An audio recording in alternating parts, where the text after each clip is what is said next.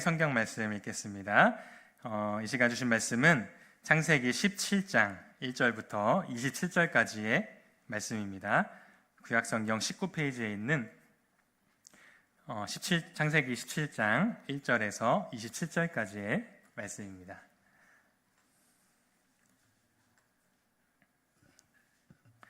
한 절씩 교독하시고 마지막 절은 같이 읽도록 하겠습니다. 아브라함이 99세 때에 여호와께서 아브라함에게 나타나서 그에게 이르시되 나는 전능한 하나님이라 너는 내 앞에서 행하여 완전하라.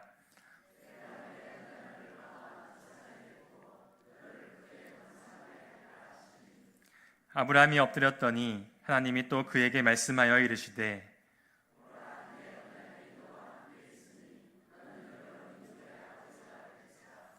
이제 후로는 내 이름을 아브람이라 하지 아니하고 아브라함이라 하리니 이는 내가 너를 여러 민족의 아버지가 되게 함이니라.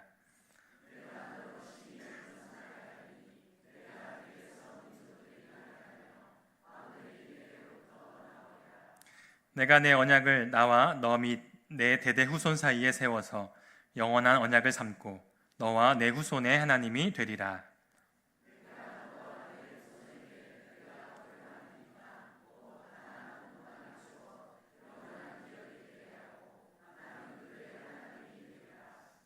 하나님이 또 아브라함에게 이르시되 그런즉 너는 내 언약을 지키고 내 후손도 대대로 지키라.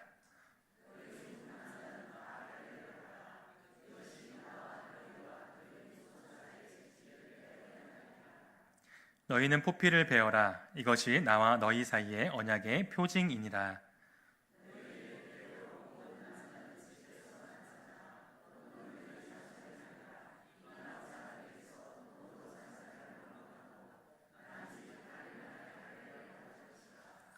너희 집에서 난 자든지 너희 돈으로 산 자든지 할례를 받아야 하리니 이에 새 언약이 내 언약이 너희 살에 있어 영원한 언약이 되려니와.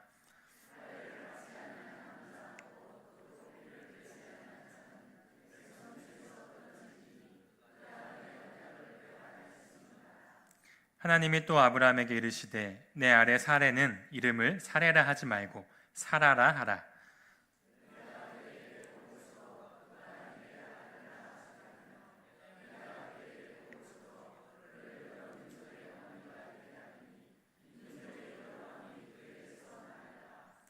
아브라함이 엎드려 웃으며 마음속으로 이르되 100세 된 사람이 어찌 자식을 낳을까? 사라는 90세니 어찌 출산하리요 하고.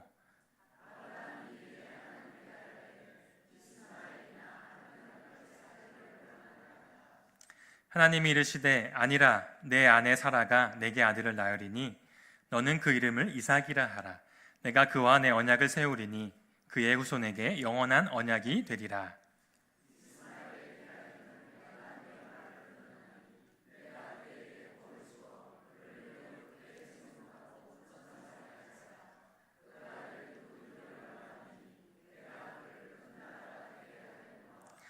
내 언약은 내가 내년 이 시기에 사라가 내게 낳을 이삭과 세우리라.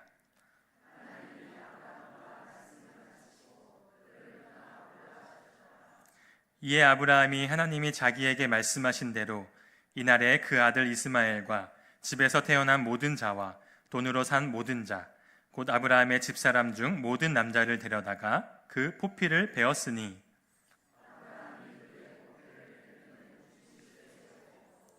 그의 아들 이스마엘이 그의 포피를 벤 때는 13세였더라.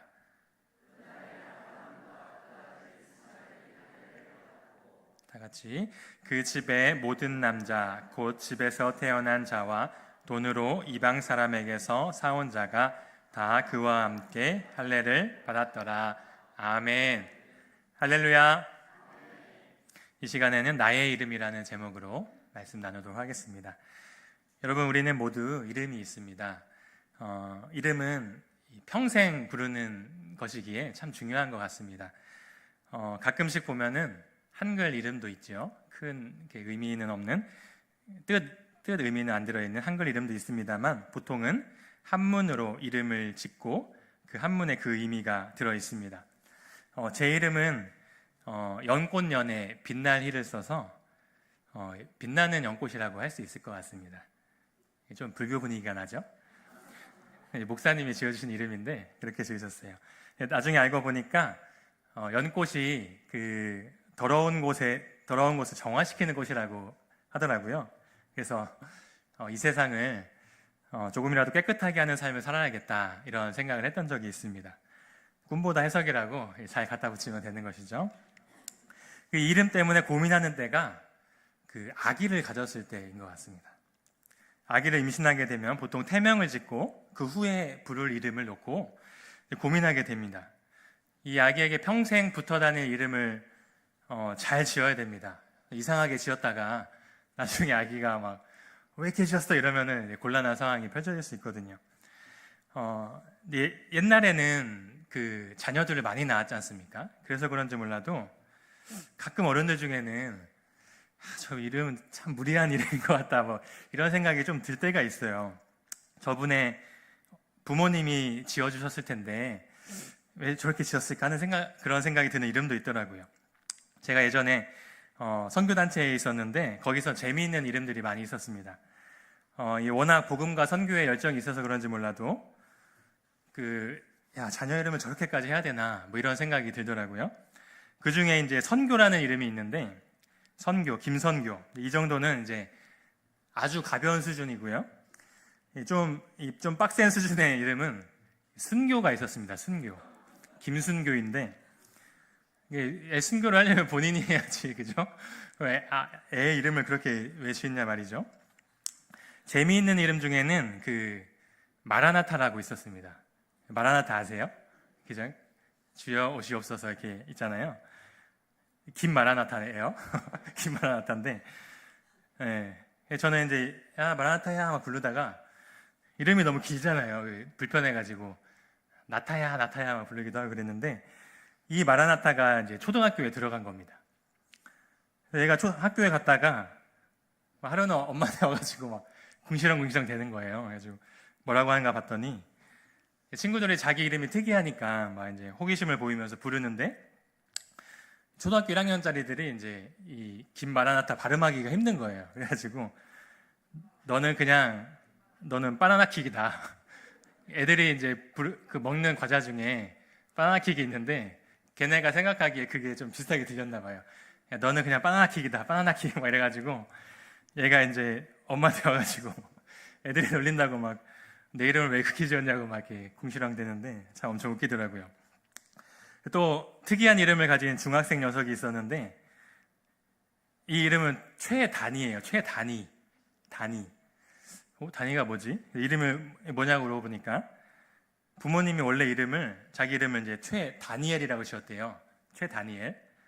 근데 다니엘을 너무 좋아하나 봐요. 그런데 이름이 4글자잖아요.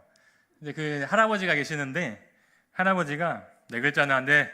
3글자로 해. 이래가지고 어떡하지 고민하다가 그럼 다른 걸로 하면 되잖아요. 그죠? 근데 이제 다니엘이 너무 좋았나 봐요. 그때 애를 빼고 최다니 이렇게 지었던 친구가 있었습니다. 참 특이한 사람 많이 있었습니다. 3글자, 4글자 지금 상관없는데 그런 어르신도 있더라고요. 제 아들의 이름은 제가 지었습니다. 제 아들의 이름은 은진인데 요한복음 1장에 있는 그 말씀 묵상하다가 말씀에서 예수님을 이제 은혜와 진리가 충만하다 이렇게 이제 묘사하고 있는데 그래서 이 아이가 예수님 닮았으면 좋겠다 해가지고 은혜와 진리 앞글자를 따서 은진이라고 지었습니다. 나중에 보니까 한문도 있더라고요. 그래서 은혜, 참진, 진리진 이렇게 쓰고 있습니다. 요새 저보다 젊은 사람들을 보면은 이제 뭐 특별히 이름에 크게 의미를 안 두기도 하고 이제 부르기 예쁜 이름으로 짓기도 하더라고요. 이제 뭐 좀 연예인이나 비슷한 이름이라든지 아니면 자기가 이제 예쁘다고 생각하는 글자 하나를 꼭 넣어가지고 이렇게 짓기도 하는 사람들을 많이 보았습니다. 옛날에는 이 이름이 중요한 의미를 지니고 있는 것이죠. 특히 성경에서도 그러한 모습을 많이 볼 수가 있습니다. 하나님께서도 이 이름을 굉장히 중요하게 여기세요. 이 이름, 호칭을 굉장히 중요하게 여기셔서 이름을 바꿔주시고 호칭을 바꿔주시는 모습을 여러 번 볼 수 있습니다. 그래서 그 이름에는 그 사람의 정체성, 들어있고 그 사람의 존재의 의미가 담겨 있습니다.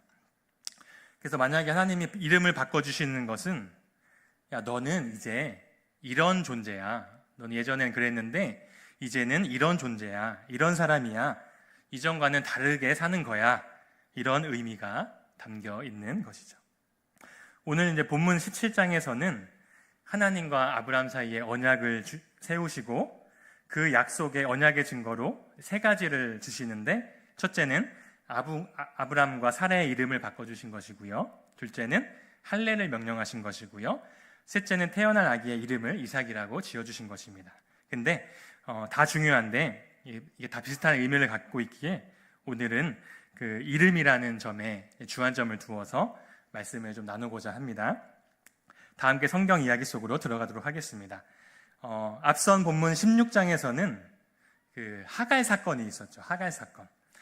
그 임신한 하갈이 사례를 무시했다가 사례한테 핍박을 받아요. 도망가죠. 그래서 이때 하갈은 나의 고통을 들으시는 하나님, 나를 살피시는 하나님을 경험하게 됩니다. 큰 은혜를 경험했던 거죠. 이 하갈은 믿음이 별로 없었거든요. 신앙의 경험이 별로 없었어요. 그런데 그 경험을 하고 하나님은 나를 살피시는 하나님이구나, 나의 고통을 들으시는 하나님이시구나, 이걸 경험했어요. 앞으로 이제 하나님을 잘 믿었겠죠. 그러고 나서 본문 17장의 시작은 아브라함이 99세에 하나님께서 아브라함에게 나타나셨다고 합니다. 이 16장과 17장 사이에는 자그마치 13년이라는 간격이 있습니다. 13년. 그 오랫동안 하나님이 아브라함에게 침묵하셨던 거예요. 이 하나님 참 알다가도 잘 모르는 분인 것 같아요. 13년. 여러분, 14년 동안 어떤 일이 있었을까요? 만약에 여러분이 13년 동안 하나님과 전혀 교제가 없게 된다면 어떻게 될 것 같습니까? 자, 아브라함은 아무리 애를 쓰고 노력해도 애가 생기지 않아요.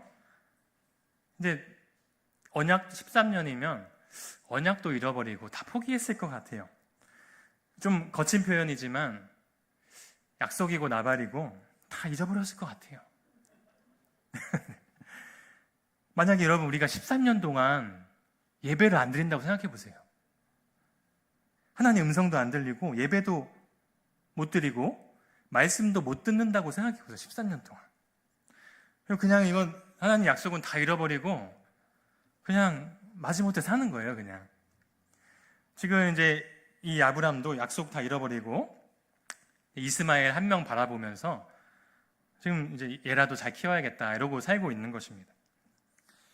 그렇게 오랜만에 나타나신 하나님께서 무슨 말씀을 하시는가 봤더니, 자, 여러분 17장 1절 말씀 다 같이 한번 읽어보겠습니다. 시작. 아브라함이 저 새 번역이고요. 여러분이 가진 성경으로 먼저 읽어주시면 감사하겠습니다. 1절 말씀. 자, 아브라함이 99세 때에 여호와께서 아브라함에게 나타나서 그에게 이르시되 나는 전능한 하나님이라 너는 내 앞에서 행하여 완전하라. 아멘.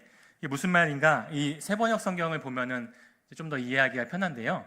새 번역 성경 보면은 1절에 나는 전능한 하나님이다. 나에게 순종하며 흠없이 살아라. 이렇게 말씀하시는 것입니다. 13년 만에 하나님께서 하시는 말씀이 나는 전능한 하나님이다. 나에게 순종하며 흠없이 살아라. 이 말씀을 하시는 거예요. 지금 이제 믿음 다 잃어버리고 하나님도 잃어버리기 직전의 상황인데 하시는 말씀이 아주 좀 빡센 말씀을 하시는 것입니다.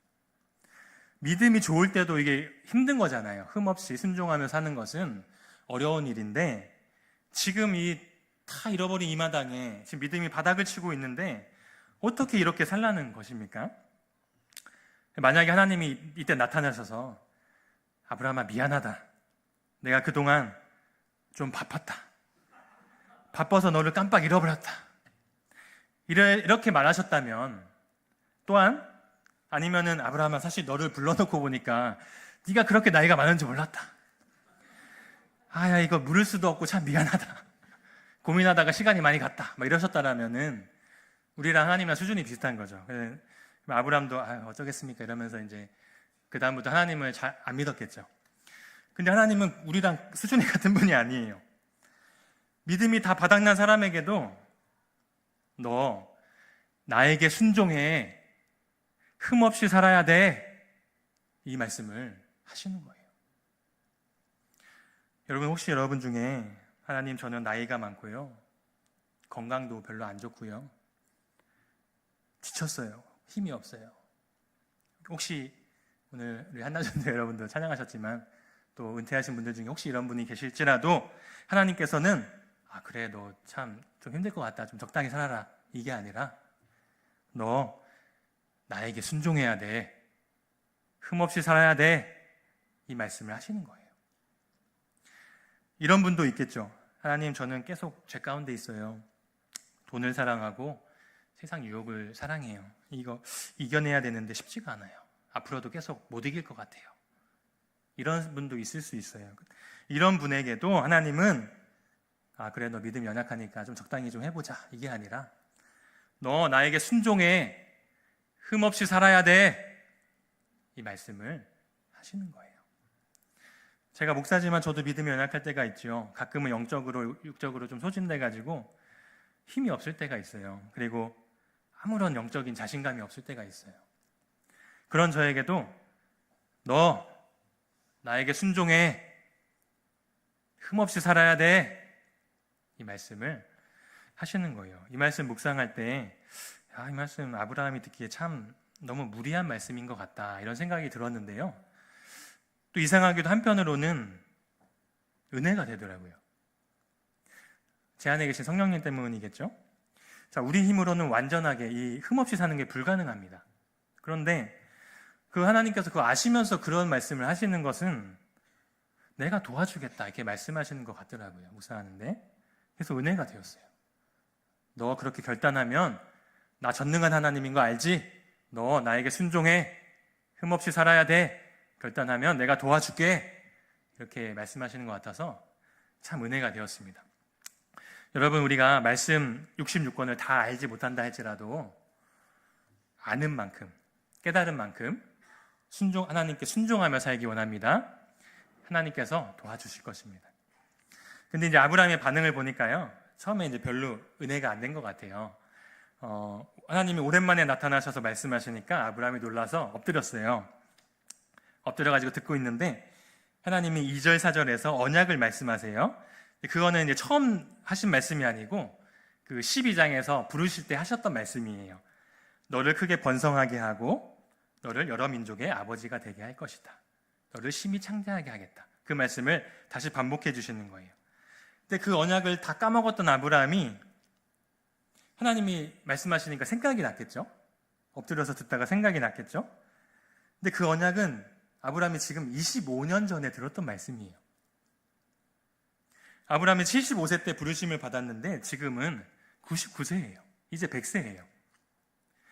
그때도 적은 나이는 아니었지만 처음엔 그 말씀을 믿고 담대하게 하나님을 따라갔었어요, 아브라함이. 지금은 믿음도 없고 힘도 다 빠지고 나이도 많아서 늙게 되었어요.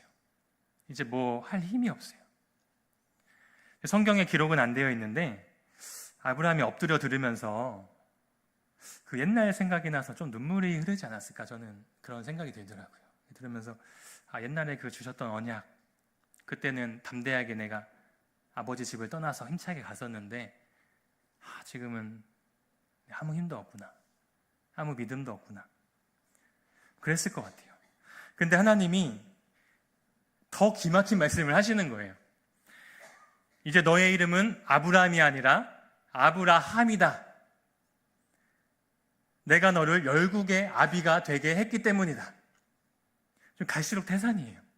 지금 아들 한 명 있는데, 아들 한 명이고 더 이상 자녀가 안 나오는데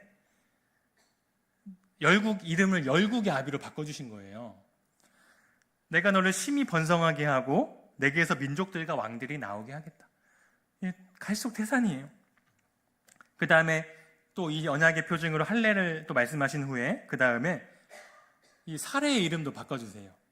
내 아내 사례도 이제는 사례가 아니다. 이제 사라라고 해라.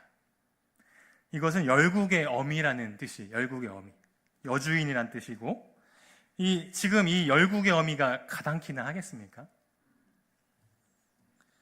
이제 아브라함이 듣다가 하도 기가 막혀가지고 웃었어요. 실수가 나온 거죠. 하도 기가 막혀가지고 하나님 오랜만에 나타나셔서 좀 위로나 해주시는가 했더니 기가 막힌 말씀을 하시는 거예요. 엎드려 듣다가 웃었어요. 100세인 자신과 90세인 아내를 보면 가망이 없는 것이죠. 하나님, 그러한 무리한 말씀 마시고 하나 있는 아들 이스마엘이나 잘 되기 원합니다. 이렇게 아브라함이 말했습니다. 근데 하나님은 전혀 물러서지 아니하시고 똑같은 말씀을 또 하세요. 아니다. 내 아내 사라가 아들을 낳을 것이고 그 아들의 이름은 이삭이라고 해라. 내 언약은 이삭과 함께 할 것이다. 그리고 내가 이스마엘에게도 복을 주겠다. 말씀하십니다. 하나님은 아브람과 사레의 이름을 바꿔주셨습니다. 이것은 영적인 의미가 있습니다. 아브람은 고귀한 아버지라는 뜻입니다. 사레는 공주라는 뜻입니다. 다 좋은 이름이죠. 하지만 이제 하나님이 바꿔주신 이름은 열국의 아버지, 열국의 어미, 이런 뜻입니다. 또 사라는 여주인, 왕비라는 뜻도 있습니다. 예전에는 사람 수준에서 좋은 이름을 선택했지만 지금은 그게 아니라 하나님을 믿고 하나님의 언약을 믿고 살라고 그런 이름을 지어주신 것입니다. 너는 이제 언약의 백성이야. 너는 나를 믿고 살아가는 사람이야. 너는 내가 택하여 복을 준 사람이야. 넌 변화된 사람이야. 이런 의미로 이름을 바꿔주셨던 것입니다. 여러분, 이게 사람이 보기에는 전혀 어울리지가 않아요. 그죠? 지금 자녀 한 명인데 열국의 어미. 하나님께서도 근데 여러분 우리에게 주신 이름이 있습니다. 여러분 이사야 62장을 보시면은 너는 여호와의 입으로 정하실 새 이름으로 일컬음이 될 것이다 말씀하고 있는데요. 우리 하나님이 우리에게 주신 이름이 무엇인지 아십니까? 그 이름은 헵시바입니다. 헵시바. 하나님께서 말씀하시길 너는 예전에 버림받은 자였지만 너의 이름은 이제 헵시바야. 내가 기뻐하는 자야. 나의 기쁨이야. 내가 사랑하는 자야. 헵시바 이름을 주셨어요. 베드로전서 2장 9절에는 이렇게 말씀합니다. 너희는 이제 선택받은 족속이야. 왕같은 제사장이야. 거룩한 나라야. 하나님의 소유가 된 백성이야. 이렇게 말씀하고 있습니다. 여러분 중에 혹시 헵시바, 왕같은 제사장 또는 하나님의 소유, 이 이름이 나에게 잘 어울리네, 딱 내 이름이네, 이렇게 좀 말씀하실 수 있는 분 계세요? 아마 자신 있게 그렇게 말씀하기 좀 어려울 거예요. 사실 그 이름은 우리에게 어울리지 않아요. 왜냐하면 우리는 하나님께 죄인이거든요. 연약하거든요. 아브라함이 열국의 아비라는 이름을 쓰는 것과 비슷하죠.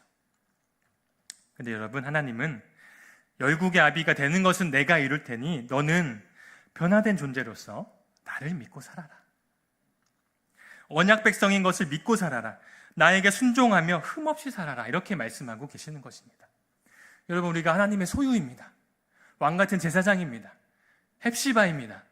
나에게 어울리지 않을 수 있습니다. 그러나 이제는 그걸 이루실 분은 하나님이신 걸 믿고, 여러분, 우리는 변화된 존재라는 것을 믿으셔야 되고, 하나님의 언약 백성인 것을 믿으셔야 되고, 나는 하나님의 복받은 존재구나, 이거를 믿으며 변화된 모습으로 살아야 되는 것입니다. 우리의 정체성과 존재가 변화되었음을 믿고 하나님을 의지하며 살아야 됩니다. 여러분, 도저히 안 될 것 같은 그때에도 하나님의 말씀을 기억하십시오. 1절 말씀에 너 나에게 순종해. 흠없이 살아야 돼. 너는 그런 존재야. 하나님, 전 자신이 없습니다. 아니야, 너는 변화되었어. 너 나에게 순종해. 너 흠없이 살아야 돼. 이렇게 말씀하고 계시는 거예요.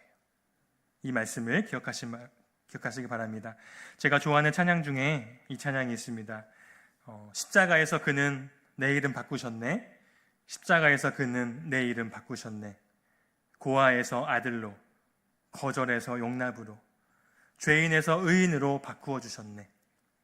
저주에서 축복으로, 원수에서 연인으로, 창기에서 신부로 바꾸어 주셨네. 십자가에서 그는 내 이름 바꾸셨네. 십자가에서 그는 내 이름 바꾸셨네. 우리 주님께서 십자가에서 죽으심으로 우리를 구원하시고 우리의 존재를 바꾸어 주셨습니다. 우리의 영적인 이름을 바꾸어 주셨습니다. 우리는 복된 존재이고 하나님께 순종하며 사는 하나님의 소유이며 왕같은 제사장입니다. 하나님의 기쁨 헵시바입니다. 여러분, 아브라함이 처음에는 이제 은혜도 좀 안 되는 것 같고 기가 막혀서 막 웃기도 했잖아요. 그런데 신기한 게 그 이후에 보면요, 아브라함이 순종을 해요. 여러분, 순종하는 게 쉽지가 않아요. 집안의 모든 남자들을 데려다가 할례를 행하는 거예요. 여러분, 할례가 보통 일이 아니지 않습니까? 아무리 족장이라도 아무 설명 없이 그냥 잘라버려요? 그럴 수 없단 말이에요. 설명을 해야 될 거 아니에요. 하나님이 우리에게 이런 언약을 주셔서 이 언약 백성은 할례를 받으라고 하셨다. 이게 말도 안 되는 것처럼 들리겠지만 나는 믿고 순종하기로 했다. 내가 먼저 모범을 보이겠다. 자기 먼저 할례를 받고 이제 그 모든 남자들의 할례를 행하는 거예요. 순종하는 거예요. 지금 순종할 수 없는 믿음인데 순종하는 거예요. 그리고 성경에는 기록되어 있지 않지만 이제 이 새 이름을 발표해야 되잖아요. 모든 사람들 종들 다 모아놓고 이제 말하는 거예요. 이제부터 내 이름은 아브라함이 아니라 아브라함이다. 사람들 얼마나 비웃었겠어요. 예를 들면 정말 가난한데 이름을 김부자, 김갑부 막 이렇게 바꾼 거예요. 내 아내 이름은 이제 사라다. 막 비웃는 사람도 있었을 거 아닙니까? 종들 중에는 우리 주인님이 드디어 노망이 드셨구나 막 슬퍼하는 사람도 있었을 거 아닙니까? 근데 이제 아브라함은 아브라함이에요. 아브라함은 순종의 사람이에요. 순종하는 거예요. 할례를 행하고 이름을 바꾸고. 이제 이 아브라함은 실제로 많은 민족의 아버지가 되었습니다. 근데 영적인 의미로 보면은 모든 믿는 자들이 아브라함의 후손이 된 거예요. 우리까지도. 모든 믿는 자들이 아브라함의 후손이에요. 영적인 조상이 되었어요. 순종함으로써 큰 복을 받은 것입니다. 여러분, 아브라함이 아브라함이 되고 사레가 사레가 되었던 것처럼 우리의 존재가 바뀌었음을 믿으시고 그렇게 하나님께 순종하며 사시는 여러분 되시기를 바랍니다. 기도하겠습니다. 하나님 아버지, 감사드립니다. 오늘 말씀과 같이 참 아브라함처럼 믿음도 다 잃어버리고 참 연약하고 부족한 그때에 오셔서 하시는 말씀이 너 나에게 순종해라. 흠없이 살아라.